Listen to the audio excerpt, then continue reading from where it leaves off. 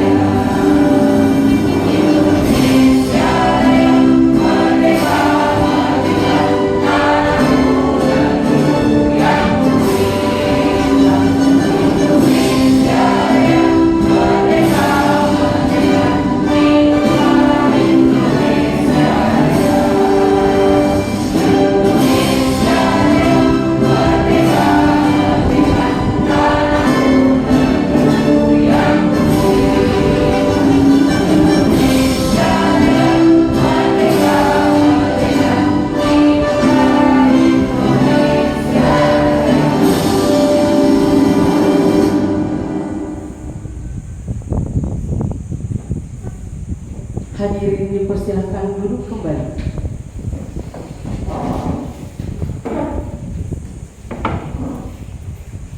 Selanjutnya sambutan pertama oleh Ibu Kepala Sekolah SMK Putra Bangsa Bulukumba. Dengan ini kami persilakan. Ya. Assalamualaikum warahmatullahi wabarakatuh. Yang terhormat para guru, dewan guru, tenaga pendidik dan kependidikan SMK Putra Bangsa Bulukumba. Yang terhormat pemateri kita hari ini dari calon guru penggerak yang mengimbas dari SMK dari SMK 5 Bulukumba ke SMK Putra Bangsa Bulukumba, Ibu Nirmawati, dan selamat datang Ibu. Hari ini kami dari SMK Putra Bangsa Bulukumba mengucapkan banyak terima kasih karena ingin memberikan ilmu atau berbagi ilmu tentang aksi budaya positif, implementasi aksi budaya positif di sekolah SMK Putra Bangsa Bulukumba. Dengan ini semoga teman-teman dan rekan-rekan sekalian, semoga dengan adanya materi hari ini kita bisa mengimplementasikan tentang budaya positif tersebut di sekolah kita. Untuk menghargai waktu, mungkin lebih cepat kita mendengarkan saja karena waktu juga sudah molor dari jam 8 pagi, sekarang sudah jam 10 pagi.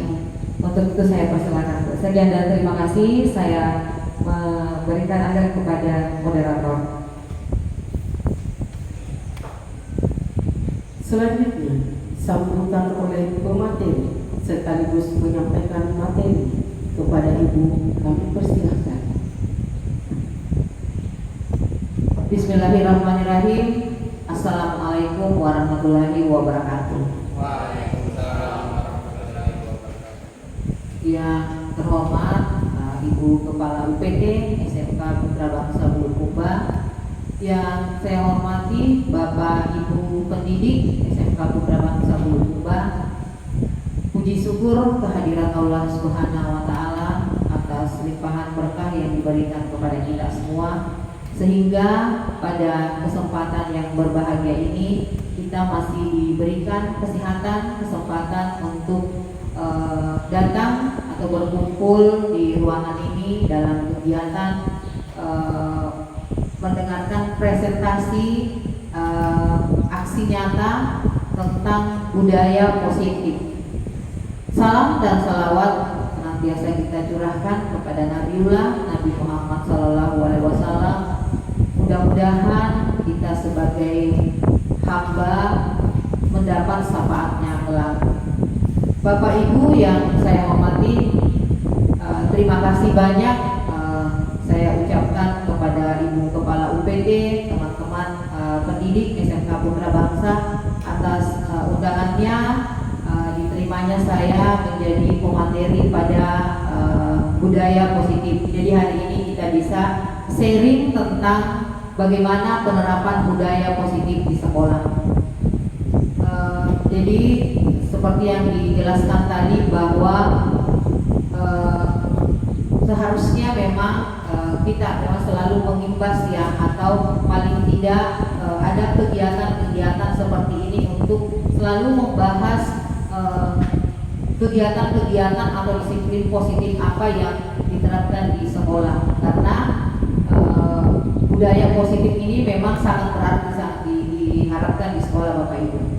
Baik, izin saya berdiri ya Bapak Ibu biar lebih jelas lagi dalam menjelaskan materi budaya positif.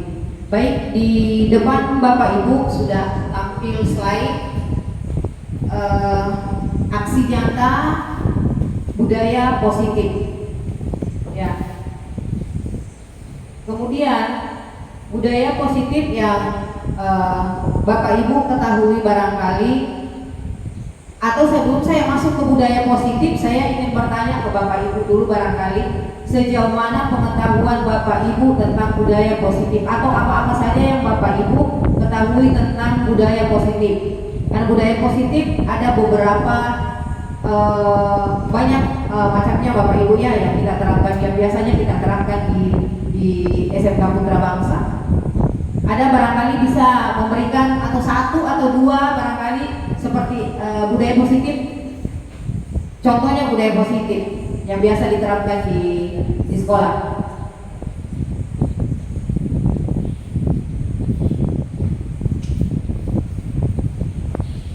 Ada?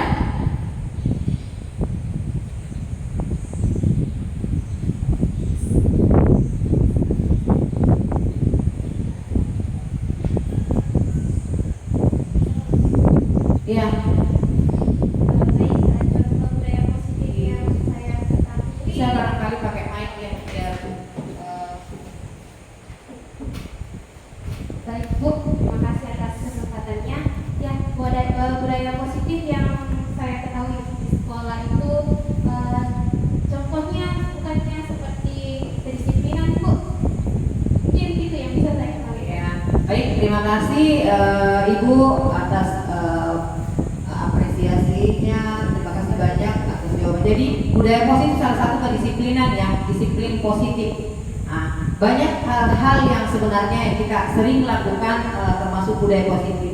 Menjemput siswa pada pagi hari, salam sapa, senyum sapa, itu 3S ya yang kita di gerbang Bapak Ibu tiap pagi berdiri menjemput siswa, itu penerapan budaya positif ya. Kemudian yang disampaikan tadi tentang kedisiplinan.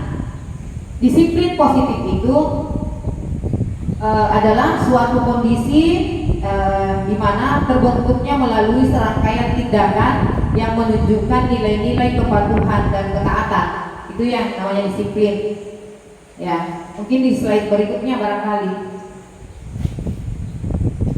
Nah, ini. Jadi latar belakang dulu barangkali ya saya jelaskan latar belakang sehingga bagaimana menciptakan budaya positif. Jadi depan Bapak Ibu ada slide latar belakang.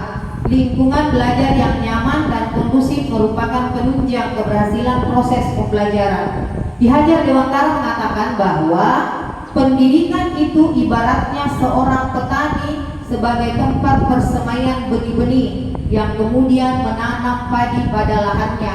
Tugas dari petani hanyalah memelihara, memberi pupuk agar padinya tumbuh subur. Ya.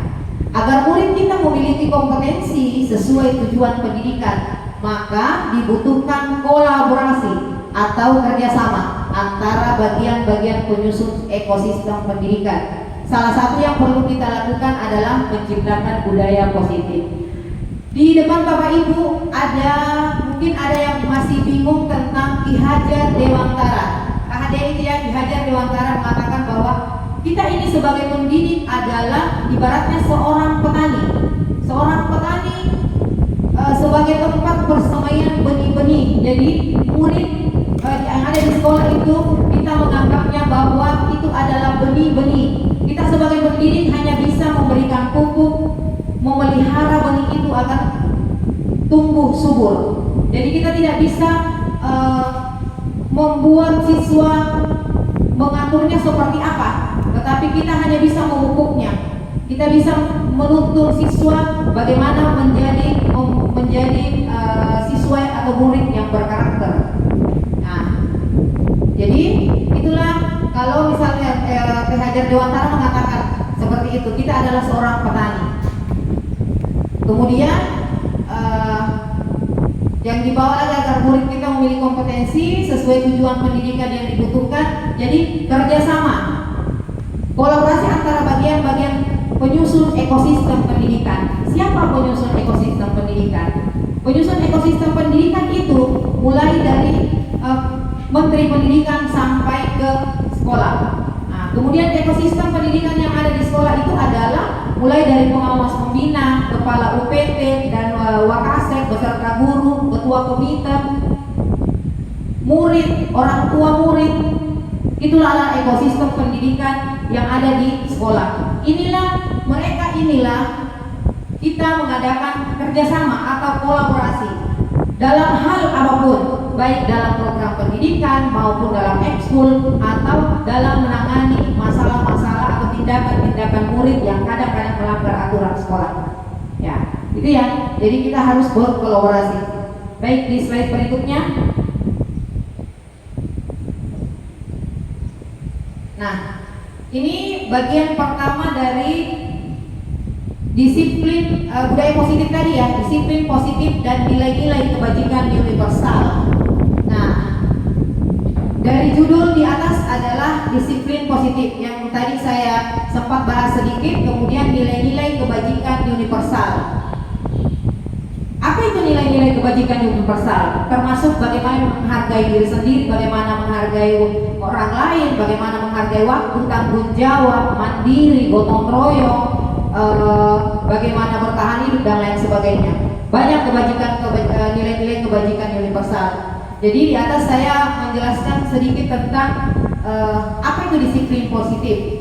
Jadi disiplin itu berasal dari bahasa Latin disiplina, yang artinya belajar. Nah, mungkin Bapak Ibu sebelum melihat slide di atas berpikir bahwa disiplin itu hanya bagaimana untuk kita tepat waktu datang ke sekolah, tepat waktu mengajar. Barangkali itu Bapak Ibu ya. Sementara dari bahasa Latin disiplina yang artinya belajar. Jadi ketika kita belajar itu sudah masuk namanya disiplin. Ya. Kemudian disiplin diri membuat orang menggali potensinya menuju sebuah tujuan apa yang dia hargai. Nah, itu. Dari kata pertama tadi belajar, kemudian disiplin diri membuat kita menggali potensi diri kita. Jadi selalu mengupgrade, belajar dan belajar terus. Nah, itu masuk disiplin. Ya. Kemudian selanjutnya, namun dalam budaya kita yang seperti saya sampaikan tadi bahwa kita berpikir dalam budaya kita disiplin itu adalah tepat waktu. Ya, tepat waktu. Tetapi ini ya, kita perhatikan di atas, makna kata disiplin telah berubah menjadi sesuatu yang dilakukan seseorang pada orang lain untuk mendapatkan kepatuhan. Nah, Ya kan? Sudah sinkron tadi ya tentang disiplin yang kita ketahui adalah tepat waktu. Nah, ini tadi untuk mendapatkan kepatuhan sehingga timbul rasa ketidaknyamanan bukan dengan apa yang kita hargai atau tujuan. Artinya seperti apa? Untuk mendapatkan kepatuhan sehingga timbul rasa ketidaknyamanan. Ketika Bapak Ibu berpikir bahwa disiplin itu hanya untuk bagaimana kita tepat waktu datang ke sekolah, sedangkan misalnya ada suatu waktu kita terlambat misalnya, itu akan muncul rasa tidak nyaman. Nah, maka di slide ini saya angkat dari awal kita sampaikan bahwa disiplin adalah belajar, kemudian disiplin itu kita bisa menggali potensi diri kita, tetapi saya angkat di bawah, namun dalam budayanya kita, makna kata disiplin itu telah berubah, ya, berubah menjadi sesuatu yang dilakukan seorang orang untuk mendapatkan kepatuhan. Paham sampai di sini barangkali Bapak Ibu ya? Ya. Kemudian slide selanjutnya. Ini nilai-nilai kebajikan universal adalah sifat-sifat positif manusia yang merupakan tujuan mulia yang ingin dicapai setiap individu. Nilai-nilai kebajikan yang ingin dicapai oleh setiap anak atau generasi Indonesia yang kita kenal dengan profil pelajar Pancasila. Jadi di profil pelajar Pancasila itu termasuk bertakwa kepada Tuhan Yang Maha Esa dan berakhlak mulia, gotong royong, kreatif, bernalar kritis, mandiri, dan keberbinekaan global. Ya, jadi segala sesuatunya Bapak Ibu, budaya positif di sekolah kita akan selalu mengacu kepada profil pelajar Pancasila. Karena di dalam profil pelajar Pancasila sudah mencakup semuanya, baik bagaimana kita berkarakter, berakhlak mulia, bertakwa kepada Tuhan Yang Maha Esa, bagaimana kita gotong royong, ini sudah masuk kolaborasi, kerjasama, kemudian kreatif, inovatif. Kreatif itu adalah inovatif. Bagaimana inovatifnya seorang guru membuat media pembelajaran yang menarik, yang menuntun siswa, yang berpihak kepada murid. Ya, kemudian bernalar kritis. Dari media pembelajaran yang menarik Bapak Ibu telah buat di dalam kelas, pembelajaran yang berpihak kepada murid akan memunculkan nilai-nilai kebajikan murid dalam bernalar kritis. Nah, itu. Kemudian mandiri. Mandiri artinya murid dituntut untuk bisa mengerjakan tugas-tugas yang diberikan dengan mandiri atau tidak mencontek misalnya, gitu ya. Kemudian keberbinekaan global. Keberbinekaan global artinya bagaimana murid diajarkan bertoleransi, ya, toleransi, saling menghargai satu sama lain. Karena di Indonesia kita terdiri dari bermacam-macam suku dan agama. Ya, jadi di profil Pancasila sudah lengkap Bapak Ibu, sudah mencakup semuanya. Makanya sekali lagi budaya positif yang akan diterapkan di sekolah adalah kita harus selalu mengacu ke profil pelajar Pancasila. Oke, selanjutnya. Kemudian yang kedua, teori motivasi, hukuman dan penghargaan, restitusi. Jadi di depan Bapak Ibu ada dua teori motivasi, yaitu eksternal dan internal. Jadi ada motivasi dari luar, ada motivasi dari dalam. Apa itu motivasi eksternal? Yaitu untuk menghindari hukuman dan mendapatkan imbalan. Kemudian yang kedua motivasi internal, yaitu untuk menghargai diri sendiri. Nah, terkadang Bapak Ibu barangkali berpikir bahwa hukuman dan penghargaan itu beda, atau seperti apa?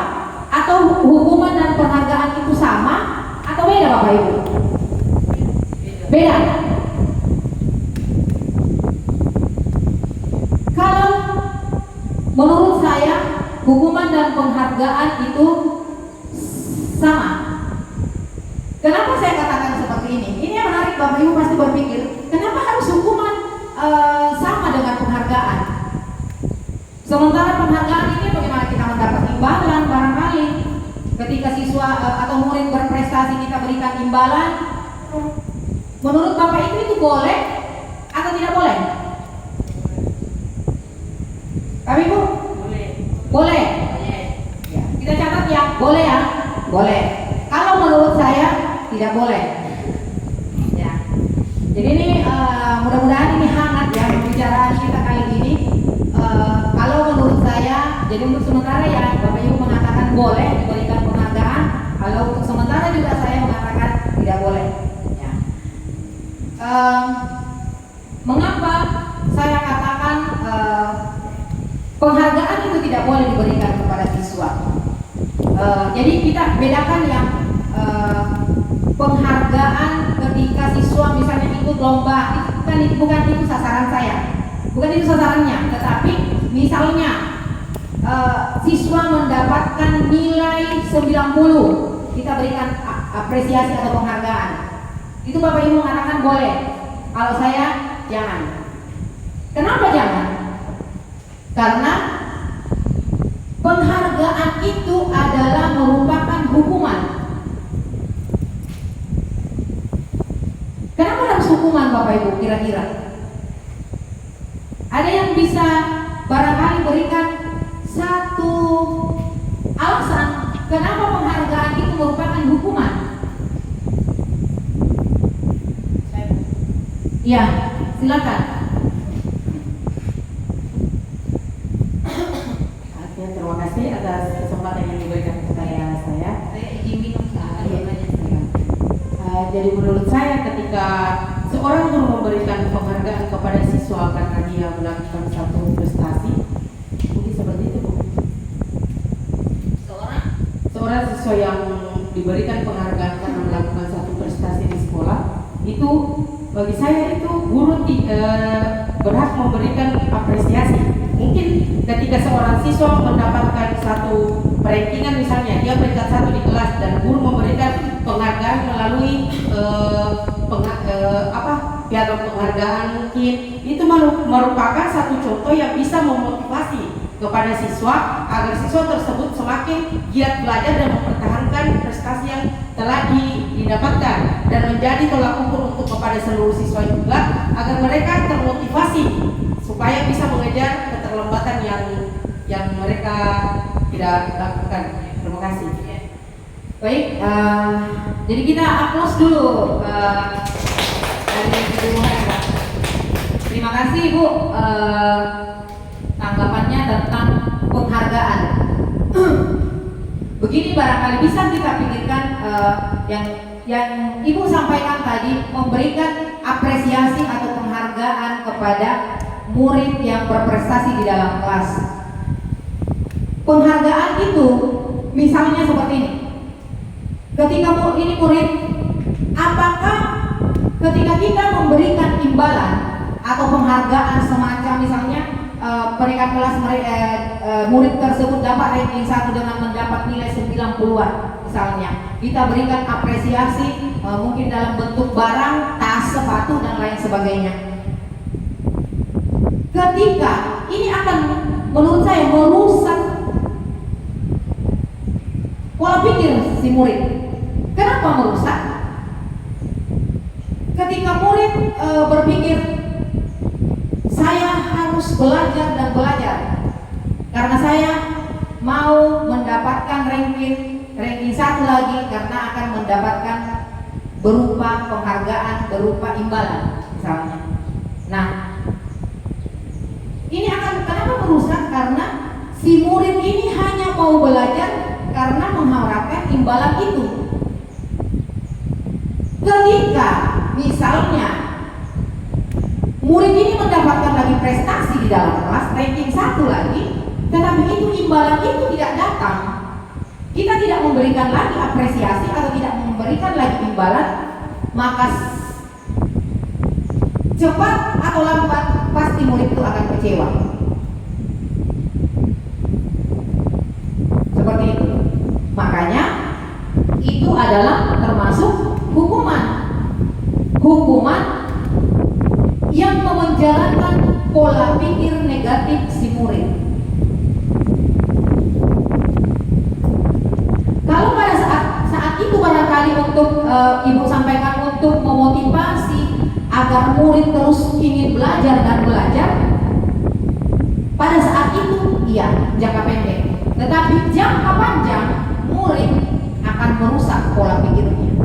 Karena ketika di luar sana misalnya sudah tamat, misalnya keluar dari SMK Putra Basam sudah menjadi alumni, selalu mau berbuat dan berbuat karena dengan harapan ada imbalan. Ketika imbalan itu tidak sesuai dengan pikirannya, tidak sesuai dengan harapan, maka pasti akan kecewa. Jadi bukan motivasi internal yang muncul. Jadi kita selalu berharap bagaimana motivasi internal itu muncul. Kita berbuat, belajar dengan tuntutan memang menghargai diri sendiri. Gitu. Bagaimana menghargai diri sendiri? Yaitu dengan belajar tanpa memikirkan imbalan. Karena ketika kita menghargai diri sendiri, belajar mengasah terus bakat minat kita, maka hal-hal positif lain itu akan mengikut dengan sendirinya. Seperti itu. Makanya dikatakan hukuman kurang lebih hampir sama dengan penghargaan. Seperti itu. Atau barangkali bisa belum puas barangkali. Ya, terima kasih kembali.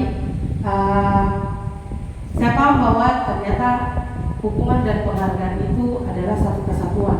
Tanpa kita sadari selama ini, kami pikir apa yang kami berikan kepada siswa yang memiliki prestasi di sekolah itu adalah satu penghargaan agar dia semakin termotivasi dan membuat teman-temannya untuk mengikut kepada siswa tersebut agar dia juga bisa menjadi peringkat satu misalnya.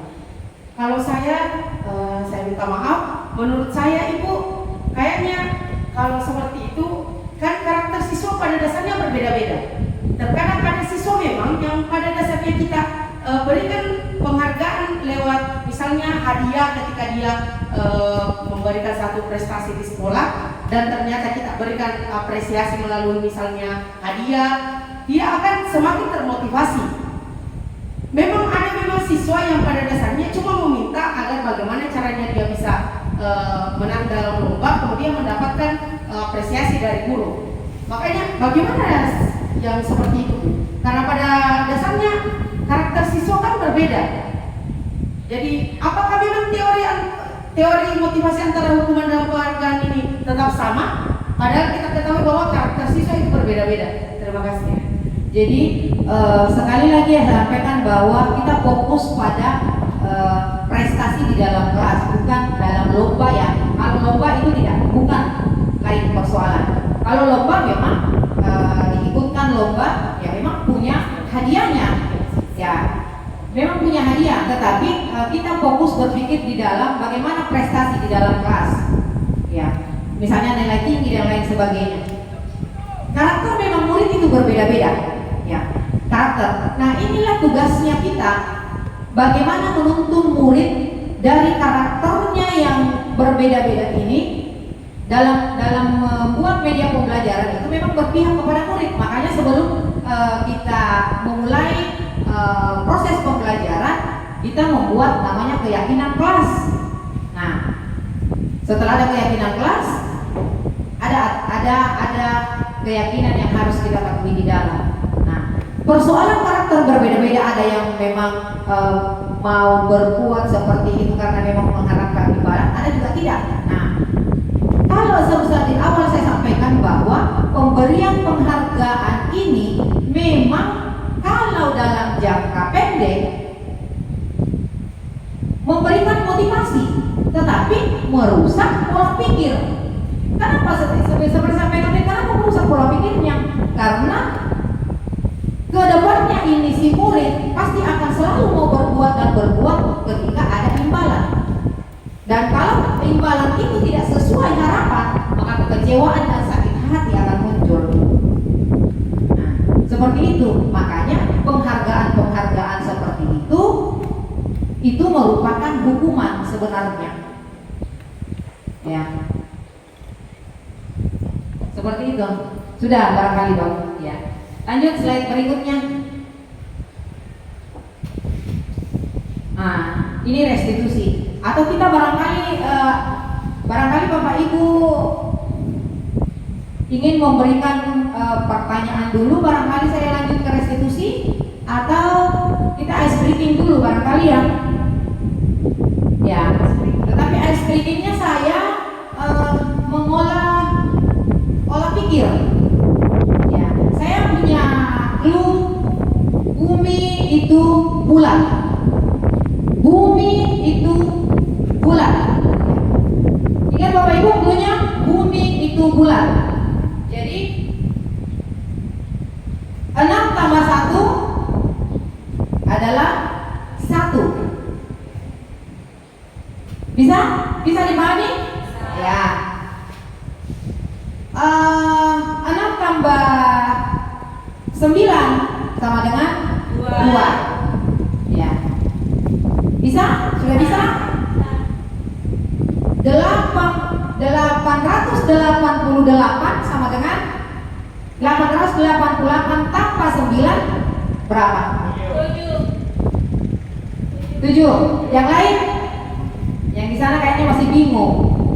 Ingat clue-nya ya, bumi itu bulat. Ya. 60 tambah 3 sama dengan 2. Yang di sana? Masih bingung ya? Bingung? Jadi ingat clue-nya. Bumi itu bulat.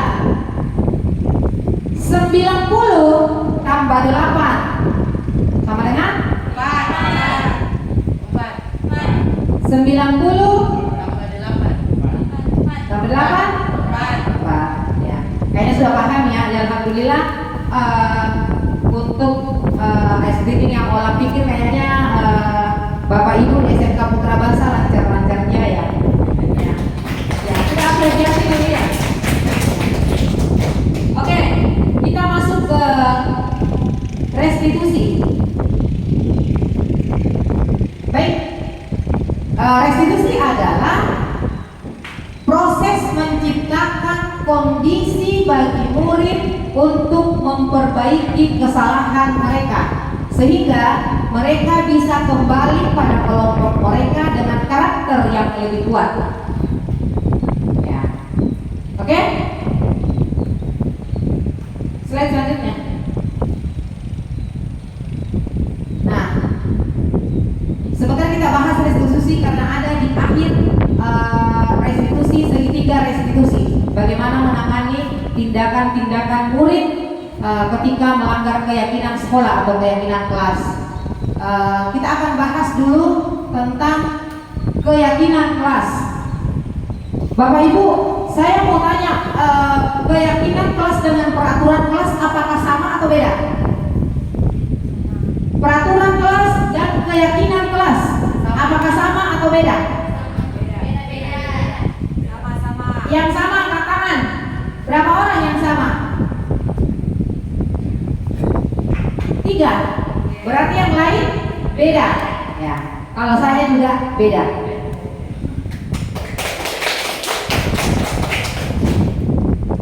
Kenapa beda? Atau yang berpendapat sama dulu barangkali bisa ya menyampaikan sedikit kenapa peraturan kelas dengan keyakinan kelas itu sama? Ya. Jadi ada perbedaan ya. Ada yang menyatakan itu sama, ada yang menyatakan itu beda. Iya, terima kasih Ibu. Jadi keyakinan dengan peraturan itu sama karena itu adalah kesepakatan bersama antara siswa dengan murid, di mana keyakinan apa yang kita yakinkan berarti ada sebuah peraturan. Dari peraturan itu menjadi sebuah keyakinan. Iya, terima kasih Ibu. Jadi aplaus dulu ya. Jadi terima kasih banyak tanggapannya. Peraturan kelas akan muncul keyakinan kelas. Jadi kalau kata-katanya peraturan kelas memunculkan keyakinan kelas, apakah itu sama atau beda? Ada peraturan kelas memunculkan keyakinan kelas.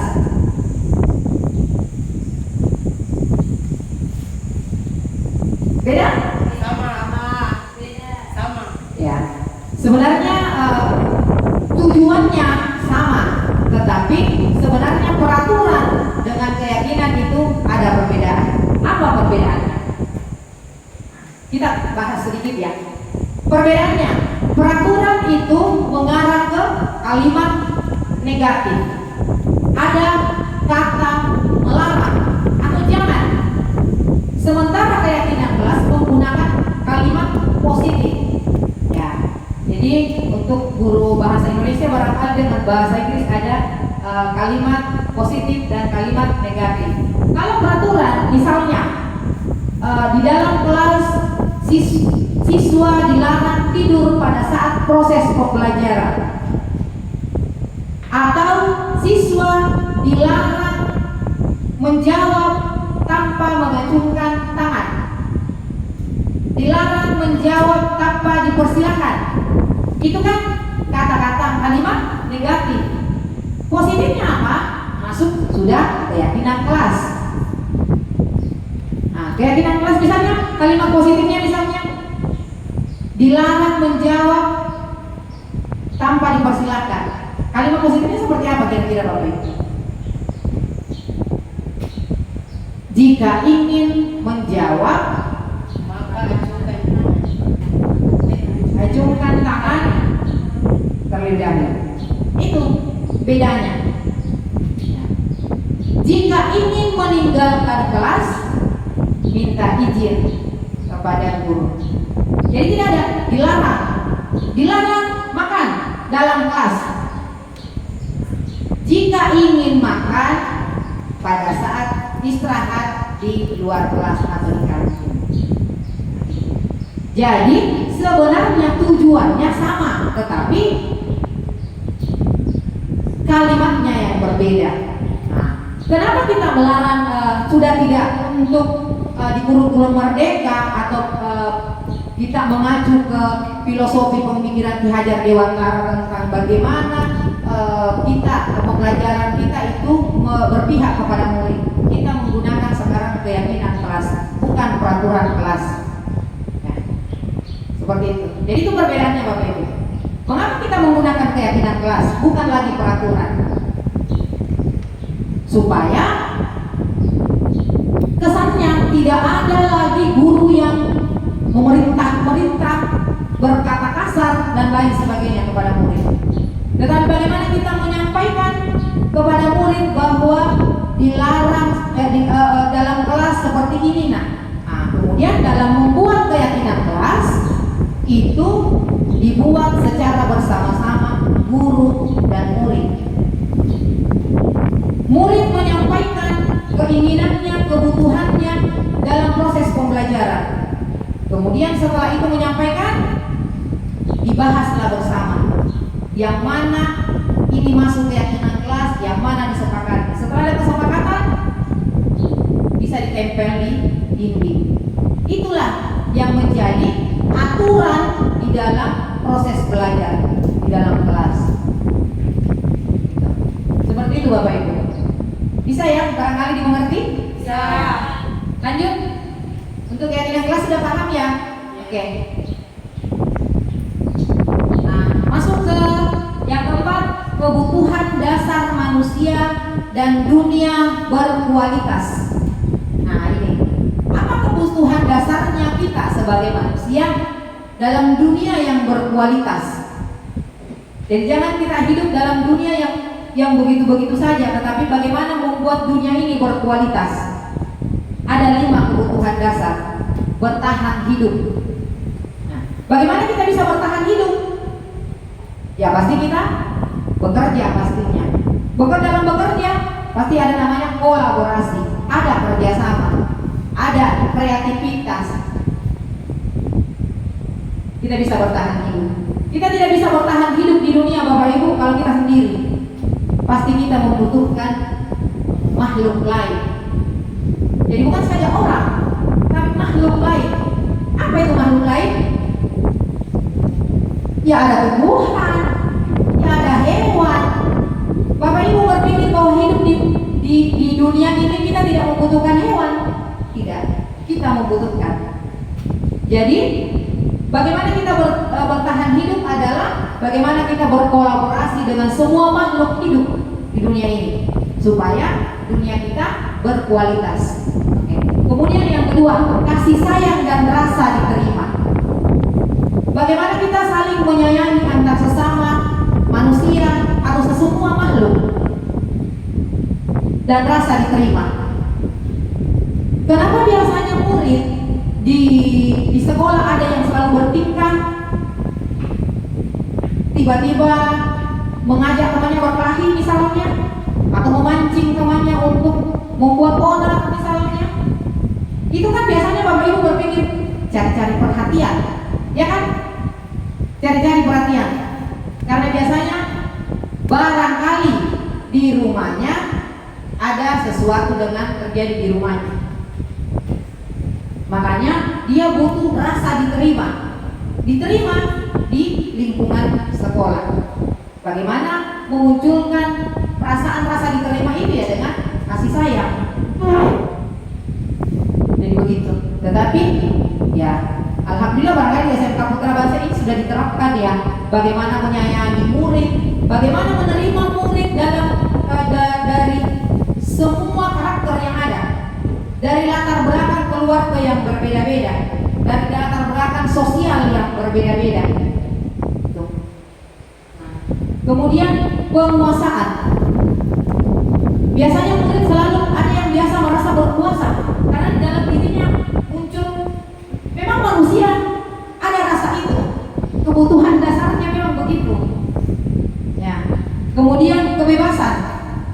Manusia tidak ada yang senang dijajah atau terkungkung dalam sebuah aturan yang menyiksa kita. Ya. Kebebasan artinya bukan mau bebas berbuat tanpa ada rel yang kita ikuti, bukan.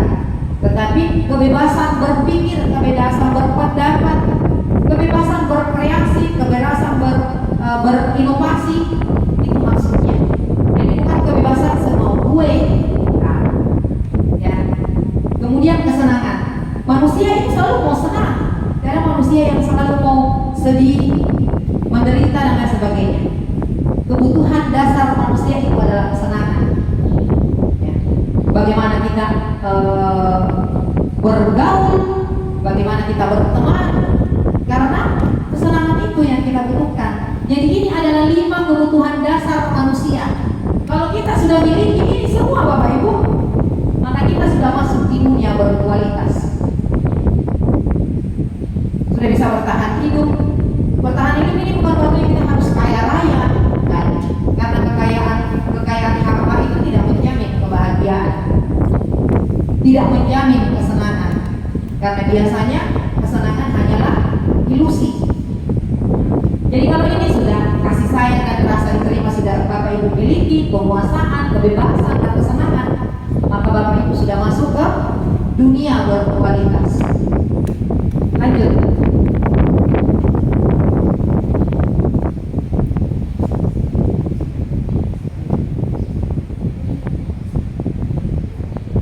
Ya, di slide berikutnya di depan Bapak Ibu yang kelima, budaya positif ini ya. Jadi kita membahas budaya ini sudah kelima. Posisi kontrol. Posisi kontrol Bapak Ibu sebagai guru. Ada penghukum, ada pembuat rasa bersalah, ada teman, ada pemantau, ada manajer. Sebelum saya lanjut menjelaskan di sini, saya bertanya sama Bapak Ibu. Bapak Ibu berada di posisi mana? Ya, sambil menunggu jawaban saya izin minum Bapak Ibu ya.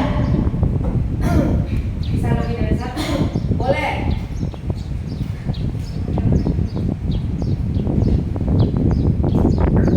Kalau saya pribadi berada di posisi penghukum, pembuat rasa bersalah, saya menjadi teman dan pemantau. Luar biasa. Harus diapresiasi nih, aplausnya dulu Bapak Ibu. Ada seorang guru memiliki posisi kontrol, 4 posisi kontrol yang dimiliki. Ya. Yang lain Bapak Ibu, kita berada di posisi mana?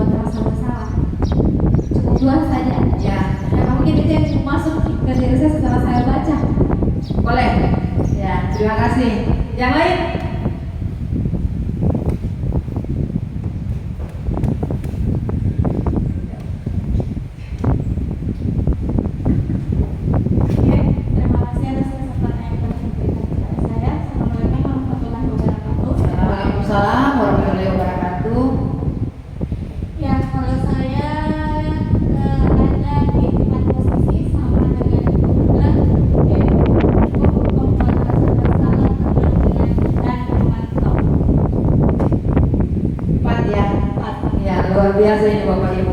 Luar biasa ini pemilik SMK Putra Bangsa karena memiliki 4 posisi kontrol. Ya. Tetapi belum ada di posisi manajer. Adakah kira-kira Bapak Ibu berada di posisi manajer mengambil ketika ada tindakan murid mengambil posisi manajer, posisi kontrolnya ini manajer? Ada? Atau ada barangkali sebelum Bapak Ibu memperhatikan ada sedikit penjelasan singkat bagaimana posisi kontrol penghukum, bagaimana pembuat rasa bersalah, bagaimana teman, bagaimana pemangkap, bagaimana posisi kontrol manajer. Mungkin Ibu Anda bisa memberikan alasan barangkali kepada kita semua mengapa pertama mengatakan posisi kontrol penghukum, mengapa memilih penghukum? Ya, terima kasih Ibu atas kesempatannya kembali. Mengapa saya mau posisikan diri saya yang pertama itu adalah penghukum? Karena pada dasarnya kita ketahui bahwa di sekolah manapun di Indonesia itu yang namanya siswa tidak selamanya sesuai dengan aturan. Di sekolah manapun kita ketahui bahwa pasti ada saja siswanya yang melakukan satu tindakan yang sudah umum, bersifat umum, contohnya bolos. Kadang ada siswa yang ketika masuk di mata pelajaran pertama, kedua dia tetap hadir, tapi ketika ke pelajaran selanjutnya dia sudah bolos. Nah, yang saya lakukan adalah yang mesti saya akan menghukum siswa tersebut. Seperti itu.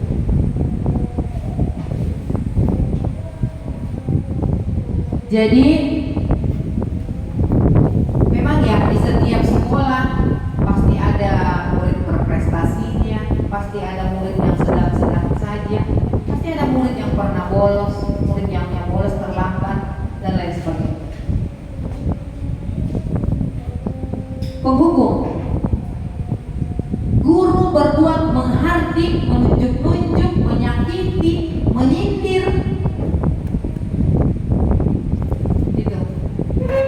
Kalau misalnya Bapak Ibu di posisi kontrol penghukum, pasti guru itu berbuat menghardik, menunjuk-nunjuk, menyakiti, menyindir.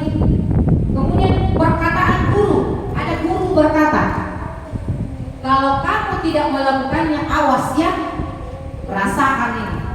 Biasanya kan seperti itu kalau menghukum. Kemudian hasilnya memberontak, menyalahkan orang lain, berbohong. Hasil maksudnya ini si murid ini kita menghasilkan murid yang memberontak, menyalahkan orang lain dan sudah pasti berbohong. Ini akan memunculkan karakter buruk murid. Maka budaya positif di sekolah tidak akan tercipta. Kemudian kaitan dengan dunia berkualitas, murid meletakkan guru di luar dunia berkualitas. Karena slide sebelum ini Bapak Ibu sudah melihat bahwa dunia berkualitas seperti apa? 5 kebutuhan dasar yang harus kita miliki. Salah satunya adalah kasih sayang dan rasa diterima.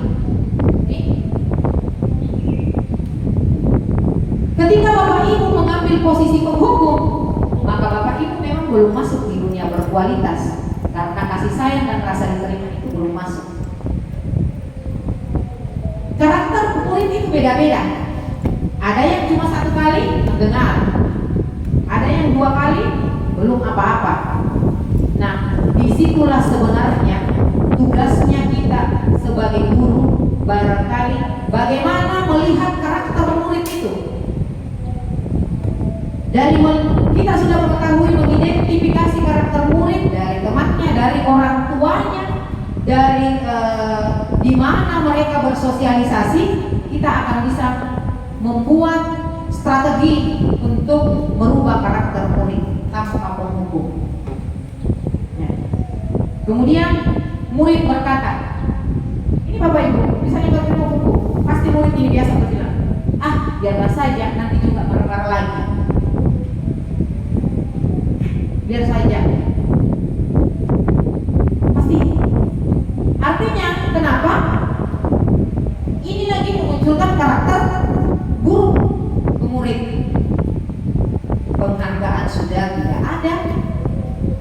tidak di depan kita ya menghargai, tapi di belakang kita tidak menghargai. Dampak pada murid mengulangi kesalahan. Apakah posisi penghukum ini, misalnya Bapak Ibu tetap pertahankan, apakah kesalahan yang dibuat murid itu tidak terulang lagi? Kan masih, ya kan? Berarti posisi kontrol penghukum itu tidak manjur, tidak jitu untuk merubah karakter murid. Sambut Boleh, silakan. ya, terima kasih. Tapi kan begini Bu, terkadang guru itu sudah melakukan banyak tindakan untuk mengubah si murid tersebut. Misalnya apa yang Ibu sampaikan soal strategi, bagaimana kita mendekatkan diri kepada teman-temannya, bagaimana kita mengetahui seperti apa perilaku yang sebenarnya terhadap murid tersebut, dan ternyata kita lakukan dan tetap terjadi. Maka yang saya mau tanyakan, apakah sikap penghukum yang dilakukan, tindakan yang dilakukan oleh guru ini salah? Sedangkan kita tahu bahwa siswa terkadang memang butuh hukuman baru dia sadar. Terima kasih. Baik, bukan salah. Kalau menurut saya bukan salah, tetapi kekeliruan. Kenapa kekeliruan? Karena kalau kita pertahankan posisi kontrol penghukum, maka ini akan memunculkan rasa sakit hati kepada murid yang berkepanjangan. Syukur kalau misalnya murid tidak menyimpan rasa sakit itu, tidak menjadi dendam. Tetapi kalau misalnya murid menyimpan rasa sakit itu sampai bertahun-tahun, itu akan menjadi penyakit luar biasa kepada murid. Makanya dikatakan kekeliruan dalam bagaimana menangani murid. Yang kedua adalah bukan lagi menyakiti murid dan termasuk barangkali keluarganya, tetapi undang-undang di Indonesia itu juga kita akan terseret ke sana. Jadi bukan kita akan bermasa bodoh, bukan, tetapi ada posisi manajer yang menunggu Bapak Ibu. Coba perhatikan posisi kontrol manajer. Guru berbuat mengajukan pertanyaan-pertanyaan. Kemudian yang kedua, guru berkata, apa yang kita yakini, apa yang bisa kau kerjakan untuk memperbaiki masalah ini. Jadi, untuk posisi manajer, murid dilibatkan. Misal, tapi saya langsung melangkah ke sana dulu ya, karena untuk menjawab dari posisi kontrol penghukum ini. Posisi kontrol manajer itu melibatkan murid mencari solusi dari tindakan murid tadi yang salah. Misal, contoh kecil, Bapak Ibu sedang mengajar atau proses pembelajaran berlangsung. Ada murid tidur di dalam kelas misalnya. Sebagai guru yang bijak, tidak akan langsung marah-marah di dalam kelas, memarahi murid atau dan lain sebagainya. Tetapi setelah pembelajaran selesai, murid tersebut dipanggil masuk ke ruangannya Bapak Ibu, menanyakan kenapa tidur, apa yang terjadi sehingga mengantuk, kenapa di rumah, apa yang dikerjakan di rumah sehingga mengantuk. Kemudian ditanyalah murid, bagaimana solusinya kira-kira, sehingga kamu tidak tidur lagi dalam kelas. Ya mungkin saja terlambat tidur karena main game, akhirnya terlambat bangun. Solusinya bagaimana? Ya diberikan, ditanya kepada murid. Murid akan memberikan solusi sendiri. Tinggal kita kembali tadi bagaimana kolaborasi guru dengan orang tua murid di rumah. Kemudian hasil memuatkan pribadi. Kenapa memuatkan pribadi?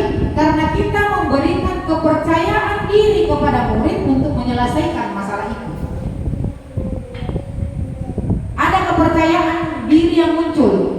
Kemudian kebutuhan dasar itu muncul, rasa diterima. Karena semua tindakan itu Bapak Ibu, baik salah maupun benar, masing-masing mempunyai tujuan. Masing-masing punya makna. Mungkin murid melanggar tata tertib di sekolah karena tujuannya ada. Pertama, barangkali yang seperti sampaikan tadi, butuh diperhatikan oleh gurunya, butuh disayang sama gurunya, ada kebutuhan murid yang tidak tersampaikan, ada kebutuhan murid yang tidak murid dapatkan. Akhirnya berbuat ulang biasanya. Ya. Kemudian masuk di pembuat rasa bersalah. Nah, ini pembuat rasa bersalah biasanya kurang lebih paling banyak ini Bapak Ibu, guru di sekolah menggunakan ini, pembuat rasa bersalah. Berceramah dan mengatakan seharusnya nak jangan tidur di dalam kelas, ibu kecewa, lembut sekali kata-katanya. Tetapi mengarahkan murid bagaimana merasa murid itu bersalah dengan perbuatannya. Nah, kemudian nih guru berkata, kamu seharusnya, kamu sudah tahu ibu lelah sekali mengatakannya nak. Ibu stres. Kamu sudah tahu bahwa tidur di dalam kelas itu tidak boleh. Ibu lelah. Saya lelah nak. Setiap saya masuk di dalam kelas mau tidur terus. Ibu stres. Jadi, mengapa dikatakan pembuat rasa bersalah? Karena dengan begitu guru berkata lembut bahwa saya stres nak, saya sudah capek, saya lelah, maka si murid merasa menyesal. Ada rasa penyesalan. Kemudian hasilnya menyembunyikan, menyangkal, berbohong.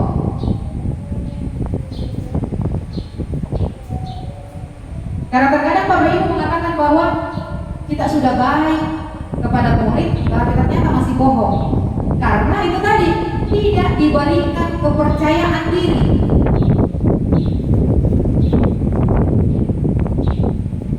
Kemudian kaitan dengan dunia berkualitas, murid meletakkan guru di dalam dunia berkualitas. Ini sudah mulai masuk di dunia berkualitas Bapak Ibu. Tapi belum sepenuhnya, baru di pinggir-pinggir. Nah, kemudian murid berkata, maafkan saya. Maaf, permintaan maaf murid tersebut masuk di sini, berbohong. Kemudian dampak kepada murid ini merasa rendah diri. Kemudian teman, nah ini juga posisi kontrol. Banyak juga guru memposisikan dirinya sebagai teman kepada murid. Ini juga biasanya kebablasan Bapak Ibu. Kenapa? Karena murid merasa ada teman saya, guru itu teman saya. Nah, ketika biasanya berbuat kesalahan, berbuat tindakan-tindakan yang salah, si guru tidak membantu murid, maka memunculkan kekecewaan dalam diri murid. Karena pasti mengatakan, kenapa guru itu tidak membantunya padahal dia teman saya. Kalau posisi kontrol yang kita pilih adalah teman. Jika murid sudah tidak sesuai dengan ekspektasinya, maka akan memunculkan kekecewaan. Kemudian dampaknya kepada murid, lemah, tidak mandiri, dan tergantung pada orang lain. Itu Bapak Ibu. Kemudian masuk ke pemantau. Pemantau ini agak bagus. Di bawah manajer sedikit. Menghitung dan mengukur. Guru yang biasanya ini mengambil posisi kontrol pemantau biasanya memang punya catatan-catatan khusus. Si ini, si A pelanggarannya sekian, ini dan lain sebagainya. By data tindakannya. Ya. Kemudian Apa peraturannya? Guru berkata, apa peraturannya? Hasilnya menyesuaikan diri bila diawasi. Artinya, ketika kita mengawasi murid, murid pasti akan patuh. Tetapi kalau di luar lagi pengawasan kita, murid akan bertingkah. Itu pemantap. Menyesuaikan diri bila diawasi. Kemudian kaitannya dengan dunia berkualitas. Murid meletakkan guru, peraturan, dan hukum di dunia berkualitas. Murid berkata, berapa banyak bintang yang saya harus peroleh, berapa halaman yang harus saya tulis. Ini biasanya Bapak Ibu, pemantau itu biasanya memberikan konsekuensi atau hukuman yang bukan berupa fisik, menulis misalnya dalam kata-kata berapa jumlahnya. Kemudian dampaknya kepada murid, menitik beratkan pada sanksi atau hadiah untuk dirinya. Nah, kita masuk ke posisi manajer. Inilah sebenarnya posisi manajer ini yang harus dipilih semua guru di sekolah. Kalau kita ingin menciptakan budaya positif di sekolah, memuatkan pribadi, hasilnya Bapak Ibu. Kita lihat. Pertama, guru berbuat mengajukan pertanyaan-pertanyaan. Kemudian guru berkata, apa yang kita yakini, apa yang bisa kau kerjakan untuk memperbaiki masalah ini. Jadi murid itu dilibatkan, diberikan kepercayaan.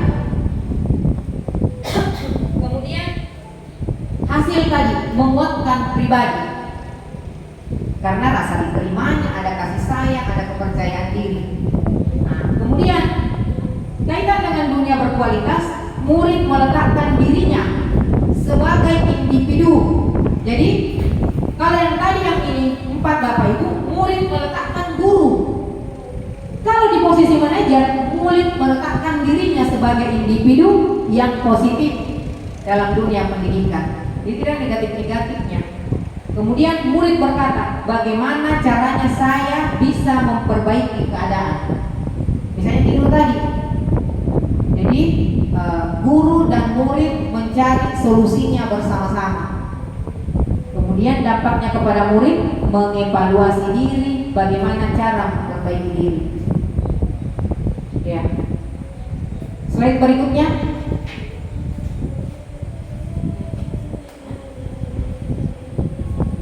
Nah, kita masuk di segitiga restitusi. Jadi di awal tadi pengertian restitusi, kita masuk segitiga restitusi. Jika ada murid membuat tindakan-tindakan yang salah atau melanggar keyakinan sekolah atau keyakinan kelas, ibu sudah memilih posisi kontrol manajer tadi. Jadi jangan lagi Bapak Ibu yang memilih posisi kontrol penghukum, membuat rasa bersalah, teman, pemantau. Diusahakan mengambil posisi manajer. Paling tidak, kalaupun tidak bisa di posisi, mundur 1 langkah saja di pemantau. Jangan mundur 2 langkah, apalagi mundur di penghukum. Jangan. Berusaha Bapak Ibu untuk menjadi posisi kontrolnya ada di manajer. Nah, setelah Bapak Ibu memposisikan diri ada di posisi kontrol manajer, penanganan tindakan yang terjadi itu kita menggunakan namanya segitiga restitusi. Ya, segitiga restitusi. Di segitiga restitusi ada 3 tahap. Pertama, menstabilkan identitas. Jadi contoh tadi di dalam kelas ada murid misalnya tidur misalnya, kita panggil ke ruangan. Nah, kita tanya, pertama kita laksanakan adalah menstabilkan identitas. Nah, jadi kata-kata yang muncul Bapak Ibu dari guru, setiap orang pasti pernah melakukan kesalahan. Kemudian kamu bukan satu-satunya yang pernah melakukan ini.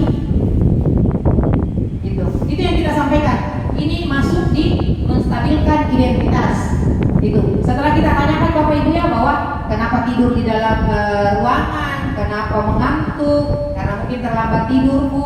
Kenapa terlambat tidur? Ini yang kita sampaikan. Kemudian setelah itu validasi kebutuhan, validasi tindakan yang salah tadi. Nah, kamu tentu punya alasan mengapa melakukan itu. Itu memvalidasi tindakan yang salah tadi. Adakah cara yang lebih efektif untuk mendapatkan apa yang kamu butuhkan? Bagaimana caranya? Jadi ini mencari solusinya bersama-sama. Bagaimana caranya sehingga si murid tidak tidur lagi dalam pembelajaran. Kemudian setelah itu masuk menanyakan keyakinan. Apakah keyakinan dalam kelas itu sudah dijalankan?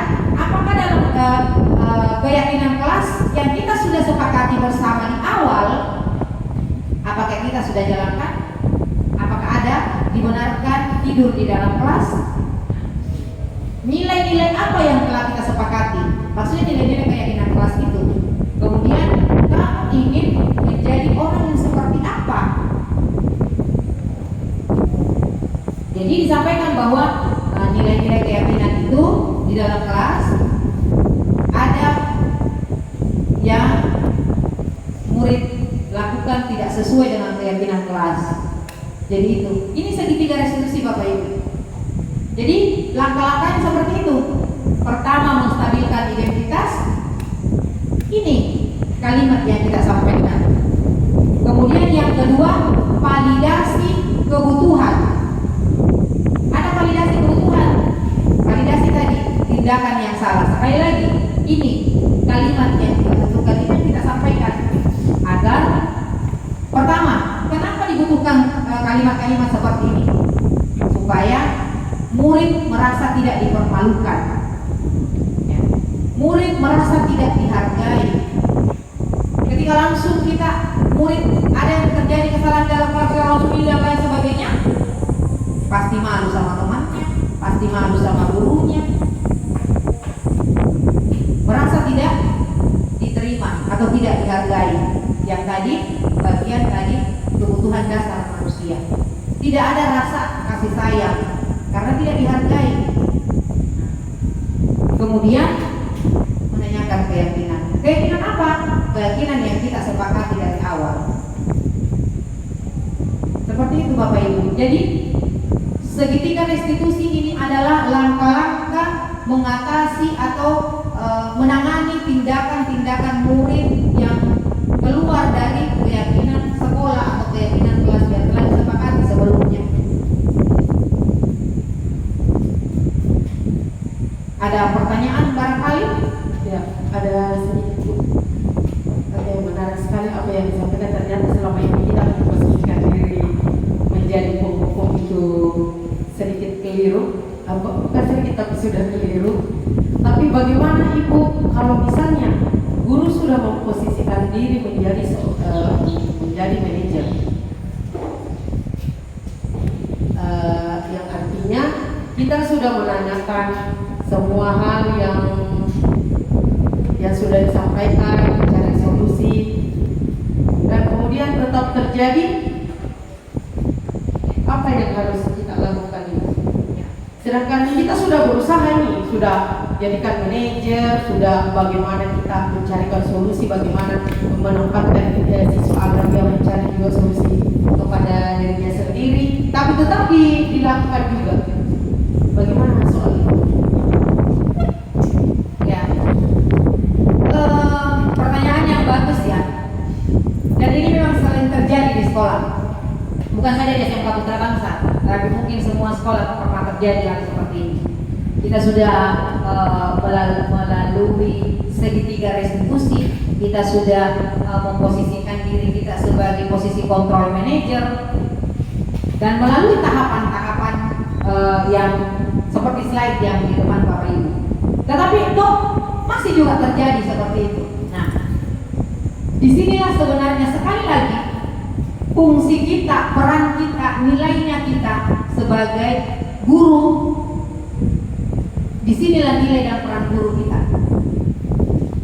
Bagaimana kita tidak berputus asa, bagaimana kita tidak mengalah, bagaimana kita tetap mempertahankan semangat kita untuk menuntun karakter murid. Karena perubahan karakter itu Bapak Ibu tidak seperti membalikkan telapak tangan. Tidak, tetapi butuh proses, butuh kesabaran kita sebagai guru. Bagaimana mengarahkan, menuntun murid dari bawah, dari tahap pertama mungkin lusa begitu lagi, diulang lagi, diberikanlah kasih sayang, diberikanlah bagaimana kita menghargai murid dan lain sebagainya. Sekali lagi kita harus berprinsip bahwa murid itu adalah makhluk Tuhan, sama juga seperti kita. Mereka pasti punya pikiran, punya perasaan. Apa yang kita butuhkan sebagai manusia itu pun dibutuhkan oleh murid. Disitulah jangan sekali lagi jenuh atau bosan atau semangat kita down, jangan.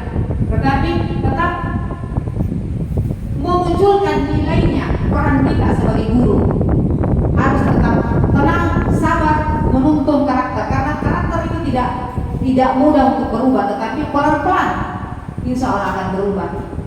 Seperti itu. Jadi bukan kita mau mengalah atau muncul bosan, kejenuhan dalam menghadapi murid, jangan. Nah itulah fungsinya. Makanya guru itu ya pahlawan tanpa tanda jasa. Ya, seperti itu. Ada barangkali atau ada kasus barangkali yang mau diangkat, mau di sharing-sharing hari ini barangkali boleh.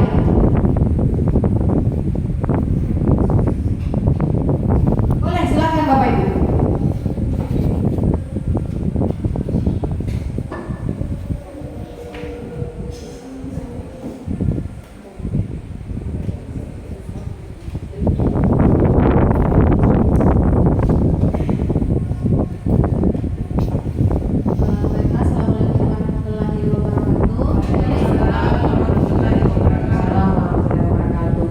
Sebelum bertanya Bu, saya mau bertanya dulu satu kali.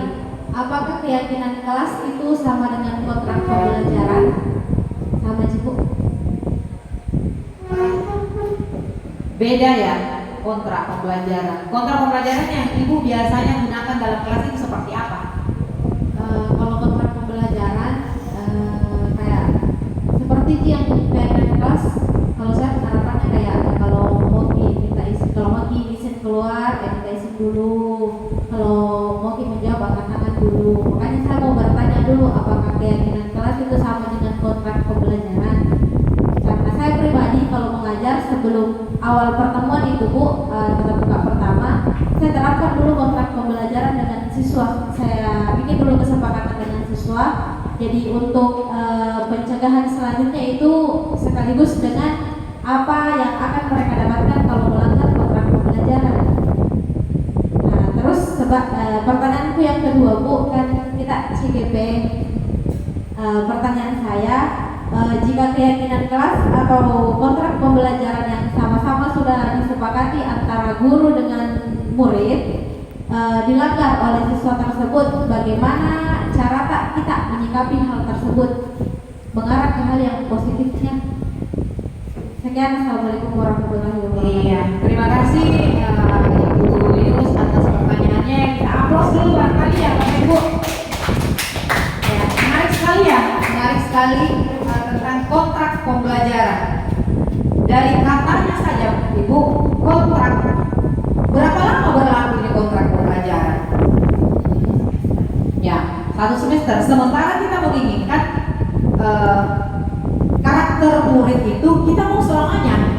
Pembentukan karakter itu kita mau selamanya. Jadi kita mau dikontrak saja dalam 1 semester.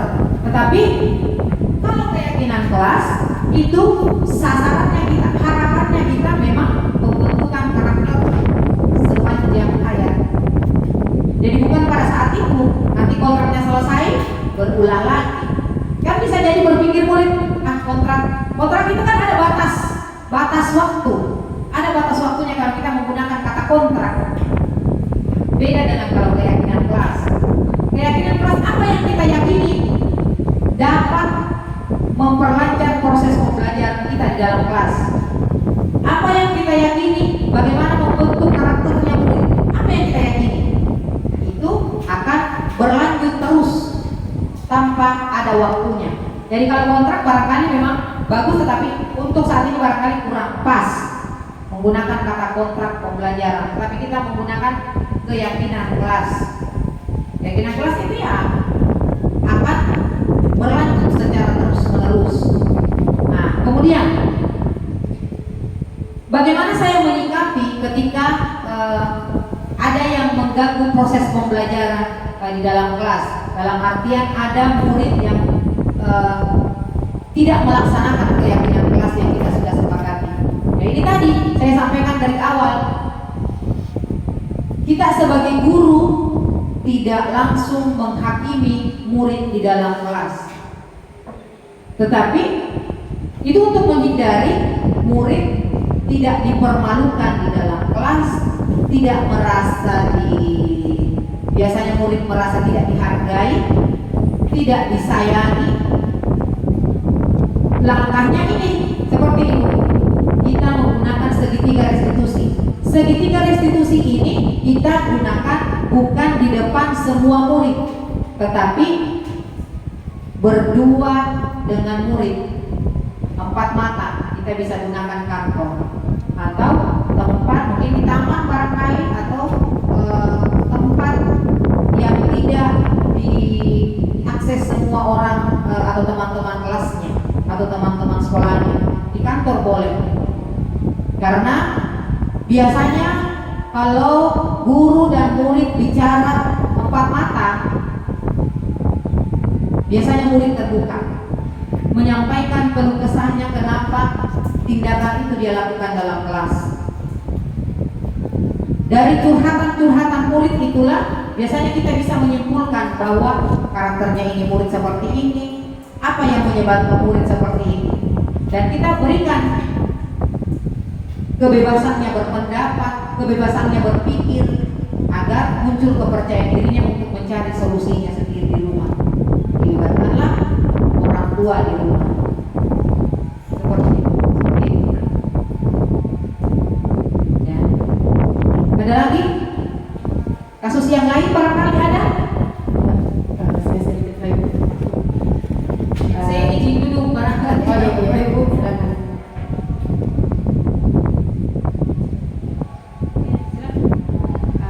Gini, kasus yang sering terjadi di sekolah itu adalah kasus keterlambatan.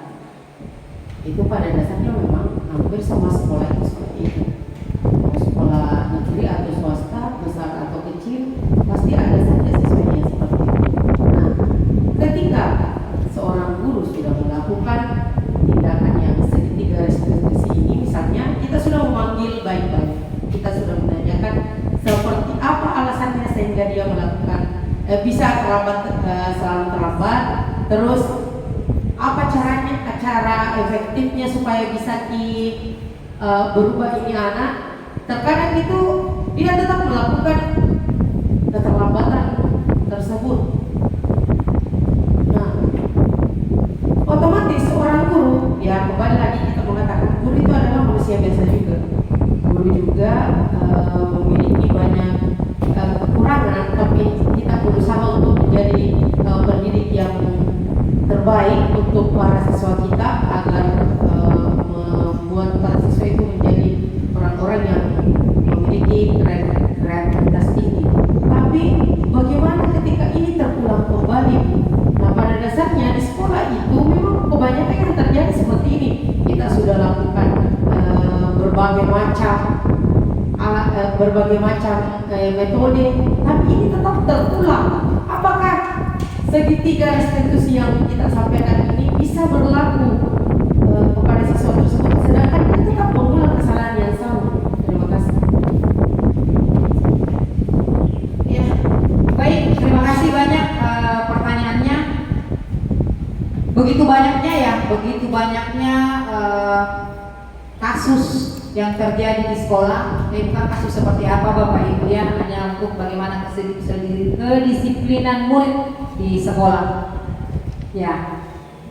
Jadi sekali lagi, dari tadi saya menyampaikan bahwa ketika ada murid, sudah berapa kali kita memberikan tahapan segitiga restitusi ini, tetapi toh terlambat juga. Itulah pentingnya kolaborasi Bapak Ibu. Kolaborasi dengan orang tua murid.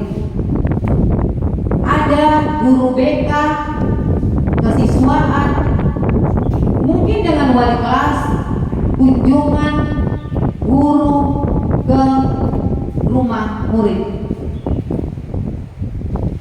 Karena kita sudah segitiga restitusi, sudah tahapan-tahapan yang kita sudah lakukan, tapi toh masih terlambat, ya, ada kunjungan.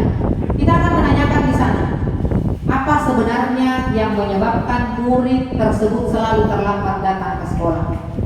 Nah, dari sana Bapak Ibu, kita sudah pasti mengetahui bahwa biasanya juga ada murid dilibatkan sama orang tuanya untuk mengantar barangkali ke pasar dulu ibunya, atau mengantar adik-adiknya, atau ada memang pekerjaan atau membantu orang tuanya atau bapaknya membantu pekerjaan rumah sehingga tidurnya sampai larut malam misalnya. Nah, itu bisa disampaikan ke orang tua murid bahwa diberikan pemahaman bahwa murid tersebut kebutuhannya sekarang untuk sebagai murid dan siswa adalah belajar. Jadi mohon sekitar kalau misalnya sudah jam 10, jam 11, mohon bantuannya orang tua agar istirahat dan tidur supaya besok bisa ke sekolah. Kemudian tadi tentang mengantar ibunya ke pasar misalnya, atau mengantar adiknya ke sekolah, itu bisa dikondisikan. Kalau misalnya ke pasar jam berapa, harus pulang jam berapa, untuk mengantisipasi agar murid tersebut tidak terlambat datang ke sekolah.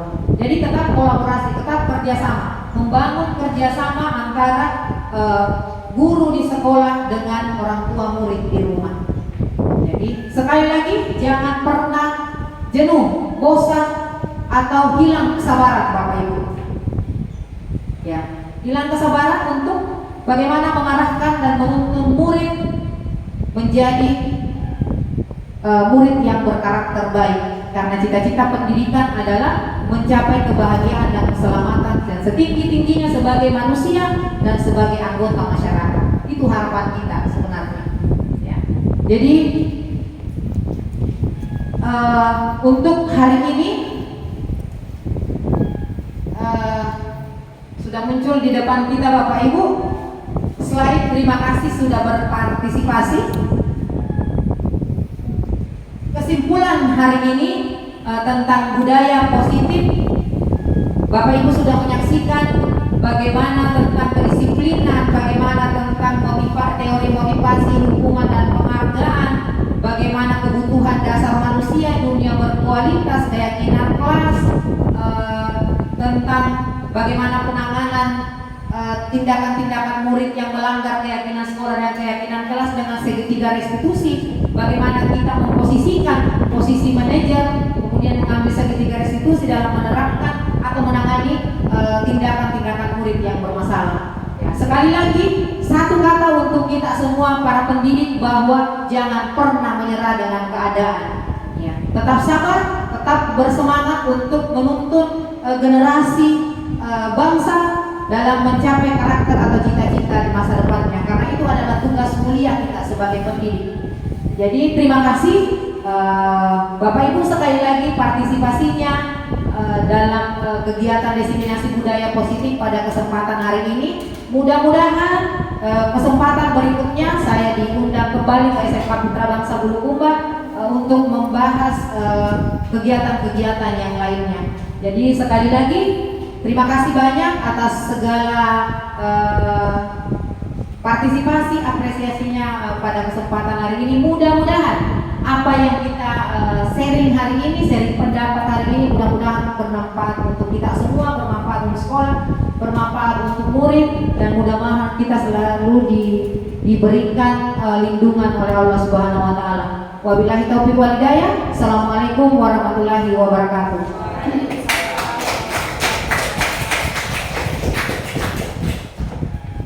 Acara selanjutnya penutup. Marilah kita menutup acara ini dengan melafazkan hamdalah. Dengan berakhirnya seluruh rangkaian acara kita pada siang hari ini. Maka baik pula kegiatan kita pada hari ini. Demikian, Assalamualaikum warahmatullahi wabarakatuh.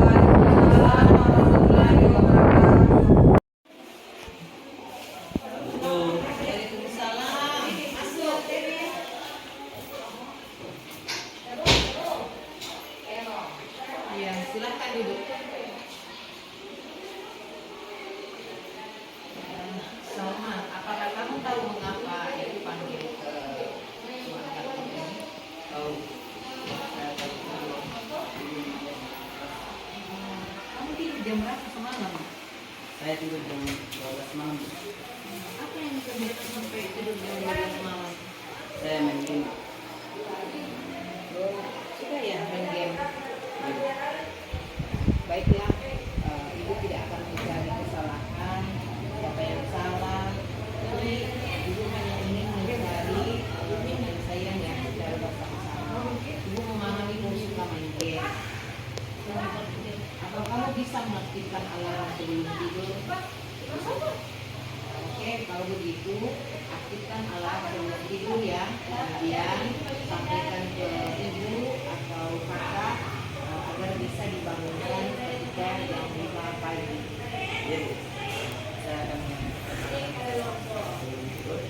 dan saya akan tidur dan saya Baiklah, kalau begitu sekarang mari kita bicara tentang keyakinan kelas atau keyakinan sekolah. Apa yang kita percaya tentang keyakinan kelas, yang mana yang belum kamu tunjukkan? akan menjawab dan Masalah tanggung jawab ya dan manajemen waktu.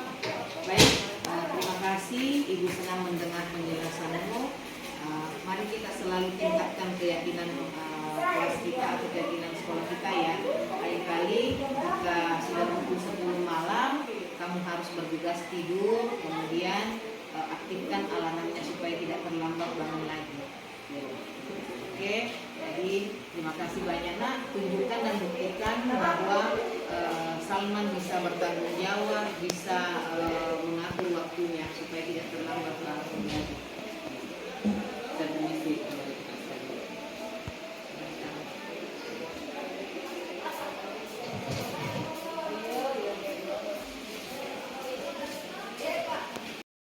Warahmatullahi wabarakatuh. Perkenalkan, nama saya Salman Al-Farisi. Saya sangat senang dan bahagia berdiskusi dengan Ibu dalam mencari solusi atas kelalaian saya tidur di dalam kelas. Saya akan tidur lebih cepat agar bisa bangun pagi dan tidak tidur lagi di dalam kelas saat pelajaran berlangsung. Terima kasih saya ucapkan kepada Ibu atas perhatian dan kasih sayangnya menuntun saya, dan semoga Ibu selalu dalam lindungan Allah Subhanahu wa Ta'ala. Dan akhir kata saya ucapkan Assalamualaikum warahmatullahi wabarakatuh.